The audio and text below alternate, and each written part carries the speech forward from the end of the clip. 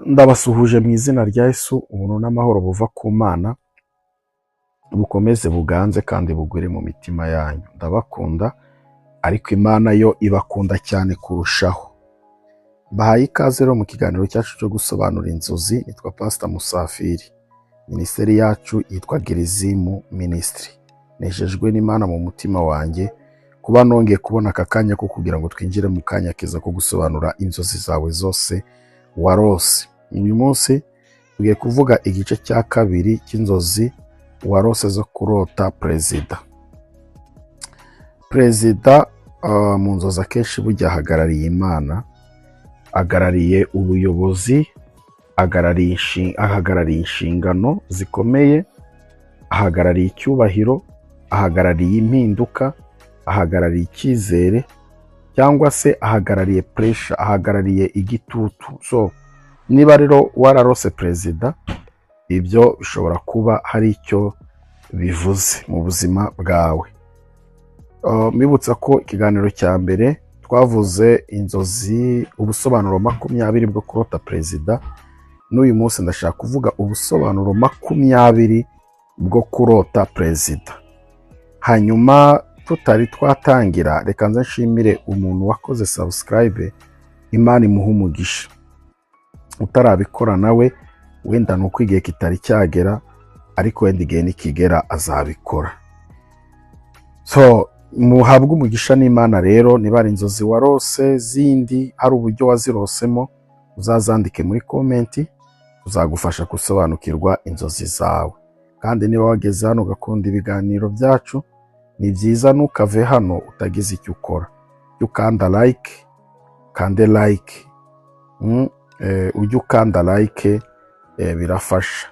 Imana iguhe umugisha, ineza y'Imana ikubeho. Impamvu ukanze like nuko biduha motivation, bitwereka ko ibyo twakoze wabikunze cyangwa se ubishima. Hanyuma reka dusobanure, tuvuge ubusobanuro 20 bwo kurota perezida. Kurota perezida bishobora bisobanura kugira icyerekezo gikomeye mu buzima. So rero perezida wibuke ko ahagarara icyerekezo gikomeye cy'igihugu. Kurota we rero bishobora gusobanura ko utangiye kubona neza aho ushaka kugera.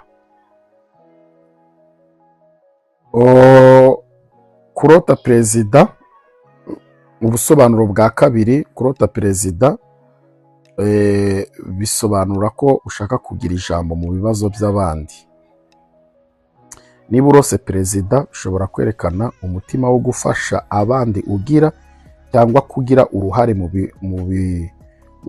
mu bikorerwa abandi, mu bibakorerwa byiza. Reka turebe ubusobanuro bwa gatatu, ariko tutari twavuga ubusobanuro bwa gatatu, turabibutsa yuko tugira amateraniro aba online. Nimero zacu ziba muri description. Ushaka kubana natwe mu materaniro, uratwandikira kuri WhatsApp tukaguha linki, hanyuma ukaza ukabana natwe muri ayo materaniro. Ibijyanye n'ibindi bisobanuro n'igihe abera na materaniro ya online, ko murabizi ko ibibazo by'isengero iwacu ntago birakemuka.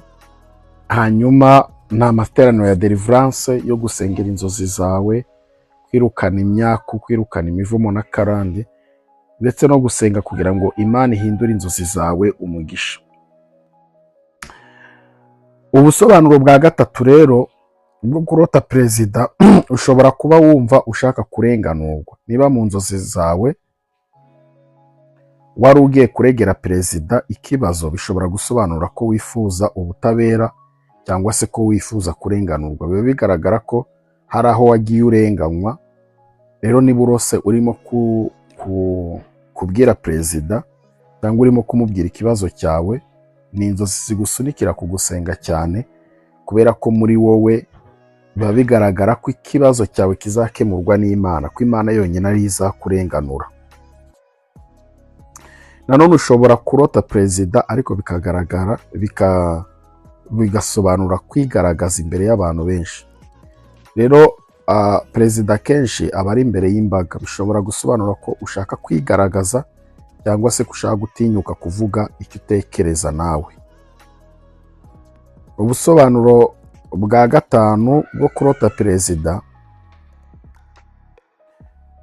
bishobora gusobanura ikimenyetso cy'ubushobozi bwo gufata ibyemezo bikomeye. Nanone ushobora kurota perezida bitewe n'uko wazirose, bikaba ari inzozi zishobora kuba zikwereka ko igihe kigeze cyo kudatinya gufata icyemezo. Igihe kirageze cyo kudakwiriye gutinya gufata ibyemezo. Ubusobanuro bwa gatandatu bwo kurota perezida, nanone ushobora kurota perezida bikaba bivuze ko ufite inzozi zo kugera ku rwego rwo hejuru cyane. Bishobora kwerekana ko wifuza intambwe nini mu buzima, cyane mu burezi, mu kazi cyangwa se mu muryango. Ubusobanuro bwa karindwi, ushobora kurota perezida bitewe n'uko wabirose, nanone bikaba bisobanura kugira umutwaro w'inshingano ku bandi. Niba wabonaga perezida arengera abaturage, bishobora kwerekana ko nawe wumva ugomba kurengera cyangwa kuyobora abandi. Inzozi za munani. Ubusobanuro bwa munani, ushobora kurota perezida bikaba bisobanura ko ari ikimenyetso cy'icyubahiro uzahabwa. Bishobora bitewe n'uburyo ki wabirose, ushobora kurota perezida arimo kuguha intebe, biba bishobora gusobanura ko hari ishimwe cyangwa icyubahiro uzahabwa kubera ibyo wakoze. Ubusobanuro bwa cyenda, ushobora kurota perezida bitewe n'uko utekereza cyane ku bintu bijyanye n'amakuru ya politiki. Rimwe na rimwe inzozi zishobora kuba ari ingaruka z'ibyo uba warakurikiranye ku muyoboro w'amakuru, nko kubona umuyobozi mu bitangazamakuru. So rero ibyo bigatuma urota perezida, ariko nanone bigaruka ku bintu by'amakuru ya politike ukunze gukurikirana. So reka turebe ubusobanuro bwa 10. Ushobora kurota perezida ariko bikaba ari ubutumwa bwo kwizera no kudacika intege. Niba urose perezida ukarota nyine muri hamwe, nanone akenshi bishobora gusobanura ko, kuko perezida akenshi agaragara nk'umuntu utanyeganyega, inzozi rero zishobora kuba zikubwira gukomeza ndetse no kwihagararaho. Ubusobanuro bwa 11, ushobora kurota perezida bikaba bisobanura ko uri kwifuza kugira ijambo mu muryango wawe. So ushobora kurota perezida bitewe n'uburyo wamurose, bikaba bivuze ko ushobora kuba wumva ushaka kumva kurushaho mu rugo cyangwa mu kazi. Ubusobanuro bwa 12, ushobora kurota perezida ariko bitewe, ushobora kumurota bikaba bisobanura ko hari umuntu ukugiraho ingaruka zikomeye. Sinzi uburyo iki kintu nagisobanuraho. Ushobora kurota perezida ariko bikaba bishobora gusobanura umuntu ugufiteho ijambo cyangwa se ugufiteho ububasha mu buzima bwawe. Ubwo perezida ashobora guhagararira umuntu ufite ijambo rikomeye mu buzima bwawe. So ushobora kuba ufite nk'umukoresha, rero ushobora kurota perezida arimo kugutegeka nk'ibintu runaka. Noneho mu kazi wajyayo ukabona wa muntu arimo aragutegeka bya bintu.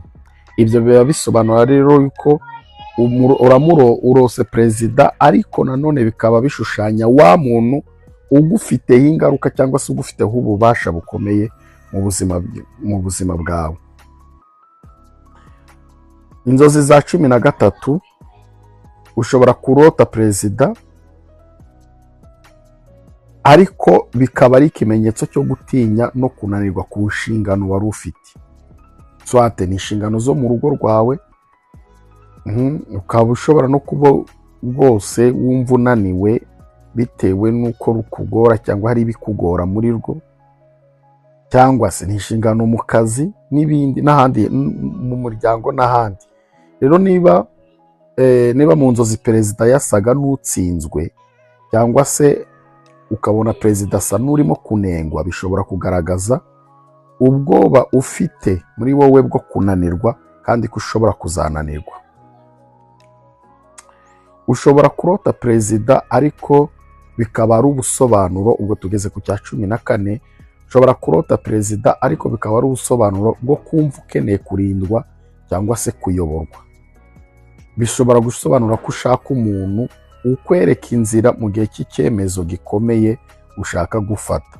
Kurota perezida rero ni ikimenyetso simusiga ko wumva ukeneye ubujyanama cyangwa se ukeneye umuntu ushobora kukwereka inzira, ushobora kukwereka inzira. Haba tuvuge wenda ni business ushaka gutangira ariko ukabona nta cyerekezo ufite. Rero kurota perezida nanone bishobora kugaragaza ko, bishobora gusobanura ko hari umuntu ukeneye mu buzima bwawe uko oriyanta inzira ukwiye gucamo.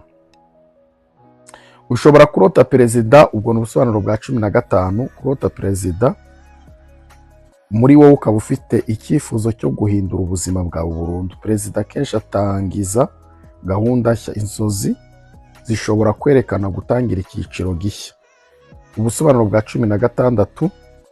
Kurota perezida nanone bishobora gusobanura ikimenyetso cy'amarangamutima akomeye ku gihugu cyangwa se ku buyobozi. Niba ukunda cyangwa utekereza cyane ku buyobozi runaka, cyane nka perezida, ukaba umukunda cyane ngo ku banyarwanda benshi, bishobora kuba rero ari igisubizo cy'ibitekerezo byawe bya buri munsi. Ubusobanuro bwa 17. Kumva ushaka kuba icyitegererezo.